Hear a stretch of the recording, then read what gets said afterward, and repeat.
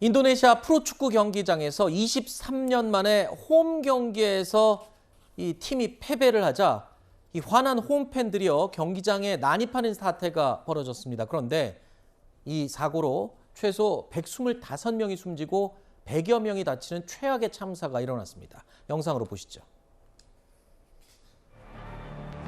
축구 경기가 종료된 직후입니다. 관중 수백여 명이 경기장 안으로 마구 뛰어드는데요. 홈팀의 패배에 화가 난 홈팬들이 선수들에게 항의를 하기 위해서 쏟아져 내려온 겁니다. 자, 선수들은 놀라서 황급히 몸을 피하는데요. 자, 경찰들 몽둥이와 방패로 진압하기 시작합니다. 심지어 최루탄까지 쏘면서 강경 진압에 나서기 시작했는데요. 경기장은 순식간에 아수라장으로 변했습니다.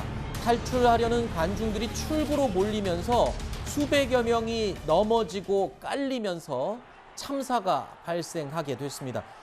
지금 현재까지 확인된 사망자가 경찰관 2명을 포함해서 최소 125명이 숨진 것으로 확인되고 있습니다. 그런데 100여 명이 또 병원에 부상받은 상태로 치료를 받고 있어서 사망자가 지금 더 늘어날 수도 있는 상황이라고 합니다. 자, 정말 이해할 수 없는 그런 상황이 벌어진 건데 저게요. 저 사고 이후에 지금 인도네시아 현지에서는 경찰이 지나치게 과잉 진압을 하면서 이 사태가 더 악화됐다는 말이 있던데 그건 어떤 얘기입니까?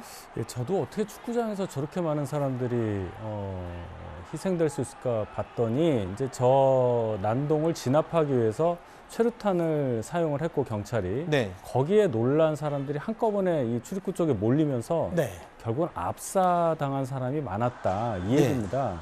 국제축구연맹의 이 규정을 보면 경찰은 있을 수 있는데 뭐 총포류라든지 뭐 최루탄이라든지 이런 건 사용할 수 없다 이렇게 돼 있는데 인도네시아 경찰이 과잉 진압을 한 게 맞는 것 같습니다. 아하.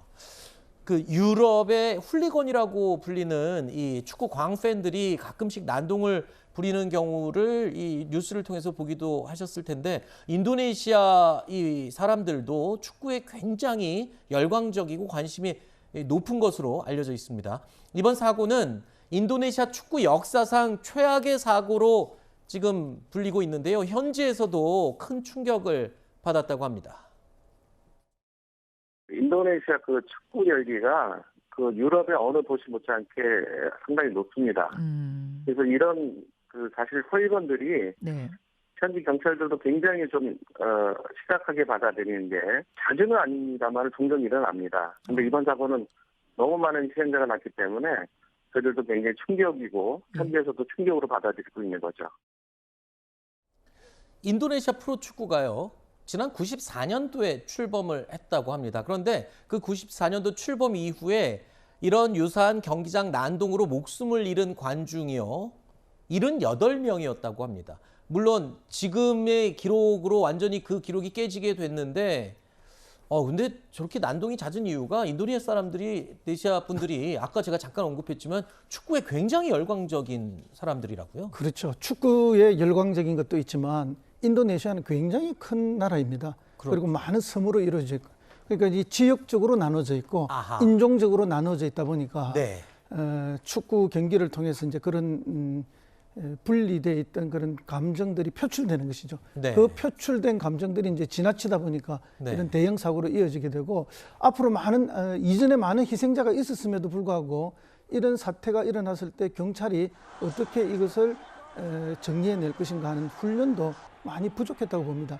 그렇기 때문에 관중들 그러니까 분노해 있는 관중들을 향해서 최루탄을 쏘고 또 그분들이 일종의 도망가기 위한 출구를 몰리다 이렇게 압사 사고가 발생한 걸 보면은 인도네시아 경찰이 이런 상황에 대비한 매뉴얼도 많이 부족하지 않았나 그런 생각이 듭니다. 일단 인도네시아 축구 연맹은 이제 모든 경기를 중단했고요. 또 인도네시아 정부 측도 이 해당 경기장 또는 다른 축구 경기장도 안전 사항이 지금 제대로 지켜지고 있는지 시설에는 문제가 없는지 이런 유사한 상황이 발생했을 때 관중들이 안전하게 빠져나갈 수 있는지 등 여러 가지 안전 사항들을 다시 점검하고 있다고 합니다.